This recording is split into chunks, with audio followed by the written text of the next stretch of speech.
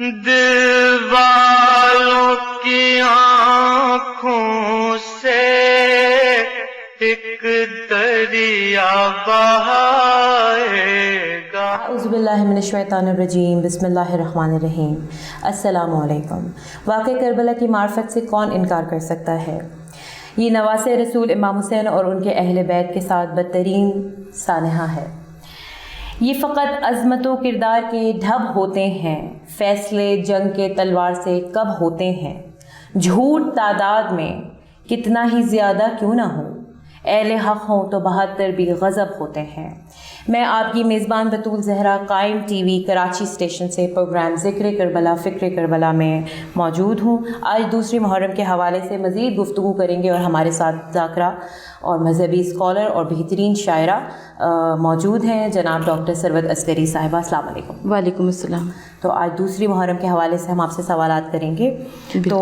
میرا سوال یہ ہے کہ امام حسین کا کیا ارادہ تھا کہ وہ حج خانہ کعبہ میں ہی ادا کریں گے اور وہ مدینہ منورہ سے مکہ معظمہ تشریف لائے؟ بسم اللہ الرحمن الرحیم۔ السلام علیکم۔ محرم الحرام کی جب آمد ہوتی ہے، ظاہر دلوں کی کیفیت کچھ عجب ہو جاتی ہے، اور آج دوسری محرم بھی آ گئی، لہٰذا امام علی مقام رخت سفر اختیار کر چکے ہیں اور امام علی مقام مدینہ منورہ سے مکہ معظمہ تشریف لا چکے ہیں۔ امام علی مقام چاہتے یہ ہیں کہ حج اپنی زندگی کا آخری حج ادا کر لیں۔ خانوادہ رسالت میں ہمیں حج جیسی عظیم عبادت کا بار بار تذکرہ ملتا ہے، جیسے کہ امام زین العابدین علیہ السلام نے 25 حج پاپیادہ فرمائے ہیں، بالکل ایسے ہی دیگر ائمہ طاہرین علیہ السلام نے بھی حج کی عظیم عبادت کو سر انجام دیا۔ تو امام حسین علیہ السلام فرزند علی و بطول نور نظر رسول الثقلین ہیں، وہ بھی چاہتے ہیں کہ اس عظیم عبادت کو ایک مرتبہ اور اپنی زندگی میں انجام دے لیں، اور اسی کے لیے امام حسین علیہ السلام 28 رجب کو مدینے سے رخصت ہوئے، اور یہاں تک کہ منزلوں پر منزلیں طے کرتے ہوئے روایت یہ کہتی ہے کہ آپ مکہ معظمہ پہنچ گئے، اور مکہ معظمہ پہنچ کر امام علی مقام نے حج کے احرام کو عمرے سے تبدیل کر لیا۔ یہ ایک بہت ہمیں ایسی فیصلہ کن گھڑی نظر آتی ہے اس واقعہ کربلا میں۔ ابھی تو ابتدا ہو رہی ہے، ابھی تو امام علی مقام کربلا پہنچے ہی نہیں ہے، لیکن راستے میں ہی ہمیں ایسی منزلیں نظر آ رہی ہیں کہ جن کی بنا پر ہمیں یہ احساس ہوتا ہے کہ امام علی مقام در حقیقت اس عظیم شہادت کے لیے جسے ہم شہادت عظمیٰ کا لقب دیتے ہیں، امام علی مقام کی پوری تیاری تھی۔ روایت یہ کہتی ہے کہ امام حسین علیہ السلام نے حج کے احرام کو عمرے سے تبدیل کیا، اس لیے تبدیل کیا کہ امام کو حالت احرام میں کچھ ایسے دشمنان خدا، دشمنان رسول، دشمنان اہل بیت نظر آ رہے تھے، ایسے قاتلین نظر آ رہے تھے جو کہ امام حسین علیہ السلام کے قتل کے درپے تھے، اور امام علی مقام نے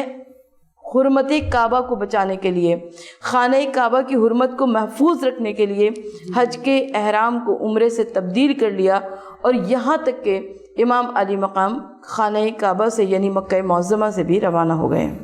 بالکل۔ تو اب مجھے اس دوسری محرم کے حوالے سے پوچھنا ہے کہ امام علی مقام کیسے مکہ سے کربلا کی جانب روانہ ہوئے؟ امام علی مقام جب مکہ معظمہ سے رخصت ہوئے تو روایت یہ کہتی ہے کہ یہ سب سے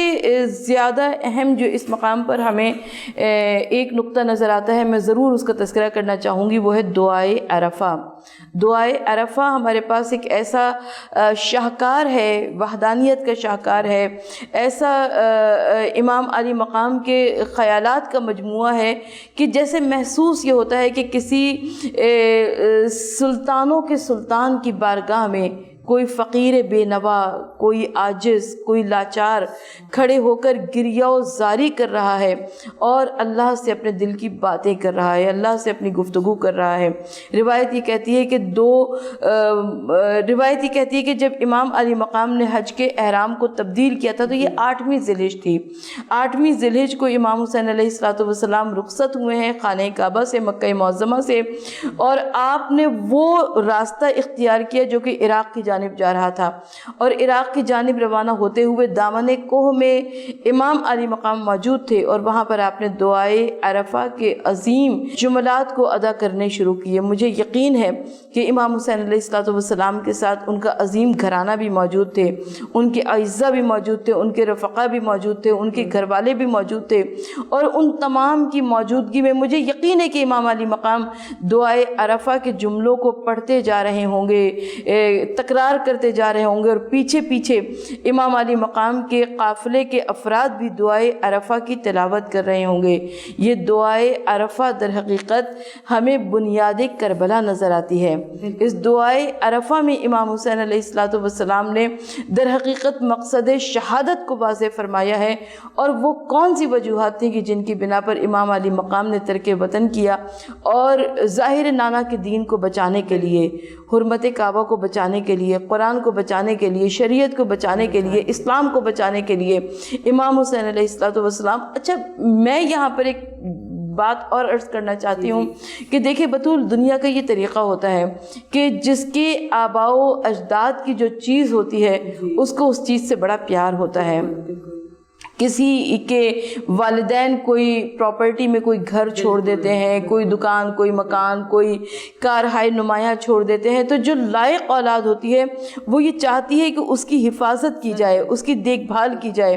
تو یہ وہ مذہب اسلام تھا کہ جس کے لیے اللہ کے رسول صلی اللہ علیہ وآلہ وسلم نے پتھروں پہ پتھر کھائے، آپ کے راستے میں کانٹے بچھائے گئے، آپ کے سر پر کوڑا پھینکا گیا، اور یہ وہی دین اسلام تھا کہ جس کی حفاظت کے لیے خود مولا کائنات حضرت علی ابن ابی طالب علیہ السلام نے کتنی جنگیں لڑیں۔ یہ وہی دین اسلام تھا کہ جس کی حفاظت کے لیے خود جد شہزادی کونین جناب فاطمہ الزہرا نے اتنے آنسو بہائے کہ فاطمہ زہرا فرماتی ہیں کہ بابا آپ کے بعد مجھ پر اتنے مصائب پڑے کہ اگر وہ روز روشن پر پڑھتے تو تاریک سے ہراتوں میں تبدیل ہو جاتے۔ تو اس مذہب اسلام کے واسطے حسین ابن علی نہ اپنا گھر چھوڑتے تو کون چھوڑتا؟ اس مذہب اسلام کے واسطے حسین اپنا وطن نہ چھوڑتے تو کون چھوڑتا؟ اس مذہب اسلام کے واسطے حسین 8ویں ذی الحجہ کو حج کے احرام کو عمرے سے تبدیل نہ کرتے تو بھلا کون کرتا؟ لہٰذا امام حسین علیہ السلام نے حج کے احرام کو عمرے سے تبدیل کرتے ہوئے خانہ کعبہ سے رخصت ہوئے، اور خانہ کعبہ سے رخصت ہوئے امام حسین علیہ السلام نہ صرف یہ کہ مکہ معظمہ سے رخصت ہوئے، بلکہ امام علی مقام نے وہ عظیم سفر اختیار کیا کہ جسے ہم سفر کربلا کہتے ہیں۔ بے شک، بہت شاندار آپ نے تفصیل بتائی۔ اسی کو سلسلے کو آگے بڑھاتے ہوئے ہم بریک پہ جاتے ہیں، بریک کے بعد ہم آپ سے آ کے دوبارہ مزید گفتگو کرتے ہیں۔ کربل کی کہانی جب کوئی بھی سنائے گا، کربل کی کہانی جب کوئی بھی سنائے گا۔ وقفے سے واپس آتے ہوئے ہم دوبارہ پروگرام کو آگے بڑھاتے ہیں اور مزید سوالات کرتے ہیں جناب ثروت عسکری صاحبہ سے۔ میرا ایک سوال ہے آپ سے کہ مکہ معظمہ میں خانہ کعبہ کی چھت سے حضرت عباس علمدار نے ایک خطبہ دیا تھا، تو آپ ہمیں اس کے بارے میں پلیز بتائیں۔ یہ وہ عظیم خطبہ تھا جو کہ حضرت عباس علمدار علیہ السلام نے دیا جب امام علی مقام نے رخت سفر اختیار کیا اور حج کے احرام کو عمرے سے تبدیل کیا۔ تو تاریخ یہ کہتی ہے کہ حضرت عباس علمدار خانہ کعبہ کی چھت پر تشریف لے گئے، اور آپ کا یہ وہ عظیم خطبہ تھا کہ جس میں ہم جب بھی حضرت عباس علمدار کے متعلق بات کرتے ہیں، کبھی ان کی وفا پر بات کرتے ہیں، کبھی ان کی شجاعت پر بات کرتے ہیں، کبھی علمدار لشکر حسین ہونے پر بات کرتے ہیں، کبھی سقائے سکینہ پر بات کرتے ہیں، کبھی جناب زینب کے دل کی ڈھارس پر بات کرتے ہیں، کبھی حضرت عباس علمدار کی موجودگی سے جو فضا ڈھارس کی خیمے میں قائم تھی، کبھی ہم اس پر بات کرتے ہیں، لیکن کبھی ہم حضرت عباس علمدار کی خطابت پہ بات نہیں کرتے۔ ہمیں اس پر بھی ضرور بات کرنی چاہیے، اس لیے کہ حضرت عباس علمدار جس وقت خانہ کعبہ کی چھت پر تشریف لے گئے، یعنی اب تک جب تک مدینے سے چلے تھے تب تک انتظام و انصرام کی ذمہ داری قافلے کی حضرت عباس علمدار کے حوالے تھی، اور خود خطبات امام حسین علیہ السلام دے رہے تھے۔ آج یہ تبدیل ہوتا ہمیں نظر آیا کہ آج قافلے کی روانگی کا انتظام و انصرام خود امام حسین علیہ السلام اہتمام کر رہے ہیں، اور حضرت عباس علمدار نے ایک عظیم خطبہ ارشاد فرمایا، اور وہ عظیم خطبہ کی جس میں امام حضرت عباس علمدار نے دو خاندانوں کا کمپیریزن کیا، موازنہ کیا، مطابقت کی کہ کیسے یہ ممکن ہے کہ تم ان کا موازنہ ان سے کرتے ہو۔ ان کا موازنہ کن سے کرتے ہو؟ یعنی ایک جانب شجرہ طیبہ کی بات ہے اور ایک جانب شجرہ خبیثہ کی بات ہے۔ شجرہ طیبہ یعنی اللہ کے رسول صلی اللہ علیہ وآلہ وسلم کا پاک گھرانہ، اور شجرہ خبیثہ وہ ہے کہ جو کہ اللہ کے رسول صلی اللہ علیہ وآلہ وسلم کے لیے ہمیشہ درپے آزار رہا، ہمیشہ ان کی لیے مشکلات میں اضافہ کرتا رہا، یہاں تک کہ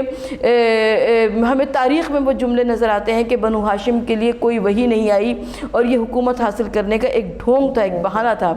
تو وہ شجرہ خبیثہ ہے۔ تو ہمیں جب موازنہ نظر آتا ہے، مطابقت نظر آتی ہے، تو اس میں حضرت عباس علمدار نے فرمایا کہ کہاں وہ گھر کہ جس گھر سے نماز کی صدائیں بلند ہوتی ہیں، قرآن کی صدائیں بلند ہوتی ہیں، تسبیح و تحلیل کی صدائیں بلند ہوتی ہیں، اور کہاں وہ گھر کہ جہاں سے رقص و موسیقی کی صدائیں بلند ہوتی ہیں، ناچ اور گانے کی صدائیں بلند ہوتی ہیں۔ حضرت عباس علمدار کتنی خوبصورتی سے موازنہ اور مطابقت فرما رہے ہیں کہ وہ اور گھرانہ ہے، یہ اور گھرانہ ہے۔ جس طرح کہ حضرت امام زین العابدین علیہ السلام ارشاد فرماتے ہیں کہ صغیرنا و کبیرنا سواء، کہ دیکھو ان کا موازنہ ہم لوگوں سے ہرگز نہ کرنا۔ تمہارے گھر اور ہیں، دنیا والوں کے گھر اور ہیں، دنیا داروں کے گھر اور ہیں، ہمارا گھرانہ اور ہے۔ تمہارے یہاں بچے بچپن میں کھیل کود کیا کرتے ہیں، جوان جوانی میں لہو و لعب میں مصروف رہتے ہیں، اور بوڑھے بڑھاپے میں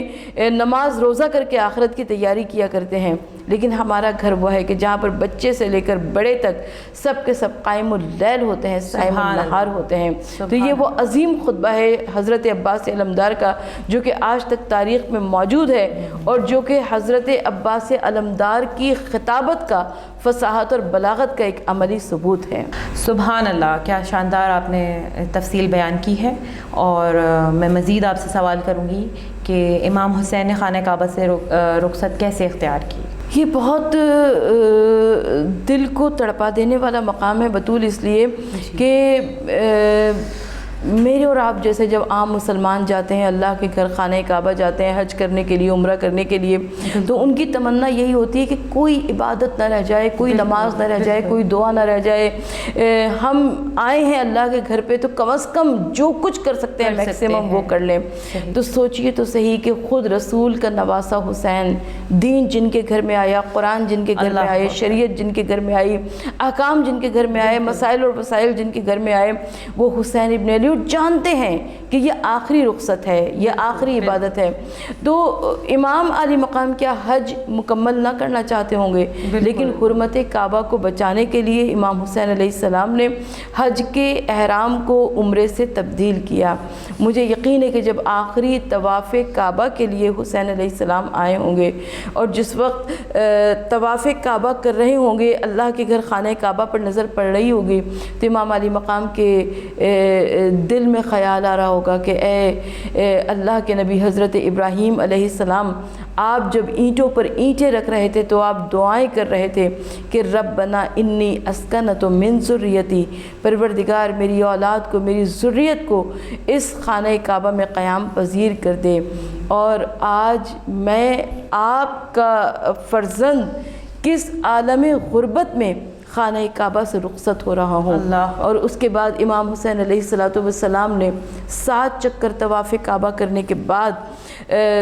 2 رکعت طواف واجب کی نماز پڑھنے کے لیے مقام ابراہیم پر آئے ہوں گے، حضرت ابراہیم کے پیروں کے نشان پر نظر پڑی ہوگی، اور حضرت امام علی مقام کو یاد آیا ہوگا کہ اے جد ابراہیم علیہ السلام، آپ کو اس اللہ کے گھر سے کتنی عظمتیں اور منزلتیں عطا ہوئیں، لیکن حسین اس خانہ کعبہ سے اس عالم غربت میں رخصت ہو رہا ہے۔ اس کے بعد طواف کعبہ کرنے کے لیے آخری عمرہ ہے حسین کی زندگی کا، سعی کے لیے صفا اور مروہ پر گئے ہوں گے، اور جب صفا اور مروہ کے 7 چکر لگا رہے ہوں گے تو یقیناً امام نے پلٹ کر ام رباب کو دیکھا ہوگا، ام رباب کی آغوش میں 6 مہینے کا بچہ دیکھا ہوگا، اور اس وقت امام حسین کے دل میں خیال آیا ہوگا کہ اے اماں ہاجرہ، اسماعیل کے